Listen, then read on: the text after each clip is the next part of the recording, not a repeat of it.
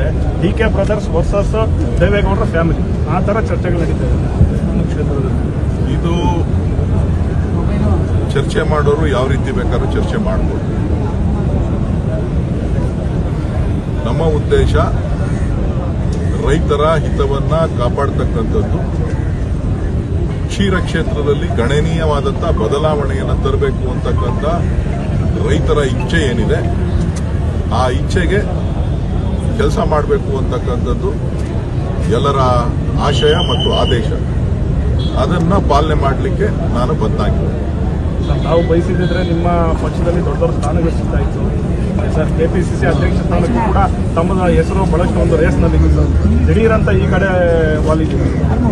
ನಾನು ನಿನ್ನೆ ರಾತ್ರಿ ಸುಮಾರು 1:30-2 ಗಂಟೆವರೆಗೂ ಕೂಡ ನಮ್ಮೆಲ್ಲ ನಾಯಕರುಗಳಿಗೆ ನಾನು ಮನವಿ ಮಾಡಿದೆ. ನನಗೆ ಸದ್ಯಕ್ಕೆ ಏನು ಬೇಡ, ನಾನು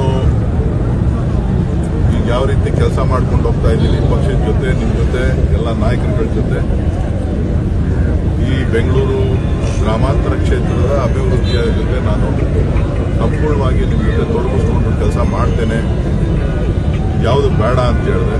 ಆದರೆ ಅವರೆಲ್ಲರ ಆಶಯ, ಅವರ ಒತ್ತಾಸೆ ಮತ್ತು ಪಕ್ಷದ ಅಧ್ಯಕ್ಷರನ್ನು ಕೂಡ ಅವರೆಲ್ಲರೂ ಕೂಡ ಮನವಿ ಮಾಡಿದ್ರು. ಜೊತೆಗೆ DK ಶಿವಕುಮಾರ್ ಅವರು ಕೂಡ ಈ ಕ್ಷೇತ್ರದ ಒಂದು ಭಾಗ. ಸೊ ಎಲ್ಲ ಕೊನೆಗೆ ತೀರ್ಮಾನವನ್ನು ಮಾಡಿ ಅಂತಿಮವಾಗಿ ಅರ್ಜಿಯನ್ನು ಸಲ್ಲಿಸಿದ್ದೀವಿ. ಇದು ಯಾರ ವಿರುದ್ಧನೂ ಅಲ್ಲ, ಯಾರ ಪರನೂ ಅಲ್ಲ, ಇದು ರೈತರ ಬದುಕಿನ ಪ್ರಶ್ನೆ. ಈ ರೈತರ ಬದುಕಿಗೆ ಒಂದು ಕಾಯಕಲ್ಪವನ್ನು ಕೊಡಬೇಕಾಗಿರ್ತಕ್ಕಂಥದ್ದು. ಸುಮಾರು 17 ಲಕ್ಷ ಲೀಟರ್ ಹಾಲು, ಶೇಕಡ 30% ಹಾಲು ಉತ್ಪಾದನೆ ಈ ಭಾಗದಿಂದನೇ ಆಗ್ತಾ ಇರ್ತದೆ. ಬೆಂಗಳೂರು ಹಾಲು ಒಕ್ಕೂಟದಿಂದನೇ ಆಗ್ತಾ ಇರ್ತದೆ.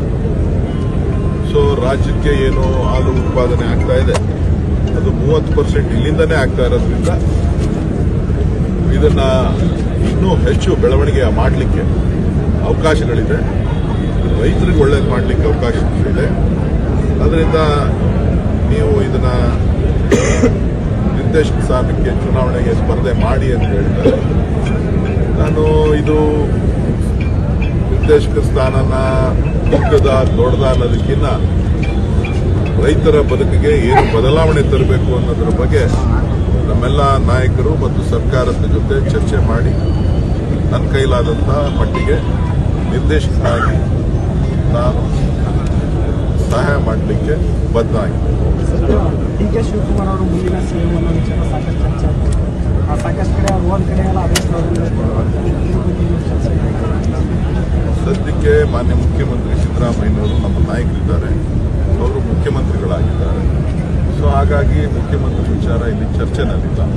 ಇಲ್ಲಿರ್ತಕ್ಕಂಥದ್ದು ಕರ್ನಾಟಕದ ಜನರ ಆಶಯಗಳನ್ನು ಈಡೇರಿಸುವಂತಹ ಜವಾಬ್ದಾರಿ ಮಾನ್ಯ ಮುಖ್ಯಮಂತ್ರಿಗಳು ಮತ್ತು ಉಪಮುಖ್ಯಮಂತ್ರಿಗಳ ಮೇಲಿದೆ.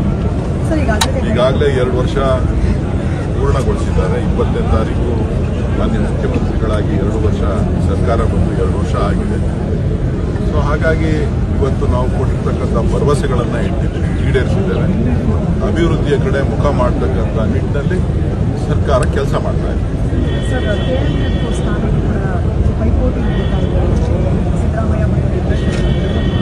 ಸಿದ್ದರಾಮಯ್ಯನವರು ಕಾಂಗ್ರೆಸ್ ಪಾರ್ಟಿ, DK ಶಿವಕುಮಾರ್ ಅವರು ಕಾಂಗ್ರೆಸ್. ನನ್ನ ಬೆಂಬಲಿಗರನ್ನು ಕೂರಿಸಬೇಕು, ನನ್ನ ಆಪ್ತರನ್ನು ಕೂರಿಸಬೇಕು.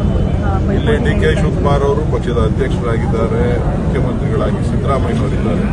ಇಲ್ಲಿ ಯಾರ ಬೆಂಬಲ, ಯಾರ ಇದು ಇಲ್ಲ, ಪರ ವಿರೋಧ ಇಲ್ಲ. ಒಕ್ಕೂಟದ ಚುನಾವಣೆ ನಡೆದು ಚುನಾವಣೆಯ ಆಧಾರದ ಮೇಲೆ, ಮತದಾನದ ಆಧಾರದ ಮೇಲೆ.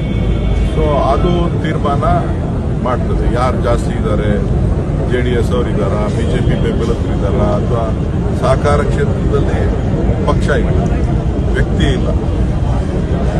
ಸಹಕಾರ ಕ್ಷೇತ್ರ ಒಂದು ವಿಶೇಷವಾದಂಥ ಒಂದು ಕ್ಷೇತ್ರ, ಸೇವಾ ಮನೋಭಾವವನ್ನು ಇಟ್ಕೊಂಡು ಕೆಲಸ ಮಾಡ್ತಕ್ಕಂಥ ಒಂದು ಕ್ಷೇತ್ರ. ಇದರಲ್ಲಿ ರಾಜಕೀಯ ಆರೋಗ್ಯಕ್ಕೆ ಒಳ್ಳೆಯದಲ್ಲ. ಅದರಲ್ಲೂ ಕೂಡ ಈ ಒಂದು ಹಾಲಿನ ವ್ಯವಸ್ಥೆ ಏನಿದೆ ರೈತರ ಬದುಕಿಗೆ ಪೆಟ್ಟು ಕೊಡ್ತಕ್ಕಂಥದ್ದು, ಇದರಲ್ಲಿ ರಾಜಕೀಯ ಎಂಟ್ರಿ ಆದ. ಸೊ ಹಾಗಾಗಿ ಅದರ ಗಡೆ ರಾಜಕೀಯವನ್ನು ಬೆರೆಸದೆ ರೈತರ ಬದುಕಿಗೋಸ್ಕರ ಸರ್ಕಾರದ ಜೊತೆ ಹೊಂದಾಣಿಕೆ ಮಾಡಿಕೊಂಡು ಕೆಲಸ ಮಾಡಬೇಕಾಗ್ತದೆ. ಆ ಒಂದು ನಿಟ್ಟಿನಲ್ಲಿ ನಮ್ಮ ಆಡಳಿತ ಮಂಡಳಿ ನಾವೆಲ್ಲ ನಿರ್ದೇಶಕರು ಕೆಲಸ ಮಾಡ್ತೀವಿ ಗೆದ್ದ ಮೇಲೆ. ಸರ್, ಗ್ರೇಟರ್ ಬೆಂಗಳೂರು ವಿಚಾರಕ್ಕೆ ವಿಪಕ್ಷ ನಾಯಕರಿಂದ ತೀವ್ರ ಟೀಕೆಗಳನ್ನು ಮಾಡ್ತಿದ್ದಾರೆ. ಇದು ಬಿಸ್ನೆಸ್ ಮಾಡಕ್ಕೆ ಮಾಡ್ತಿದ್ದಾರೆ, ಅವರ ಸ್ವಂತ ಉದ್ದೇಶ.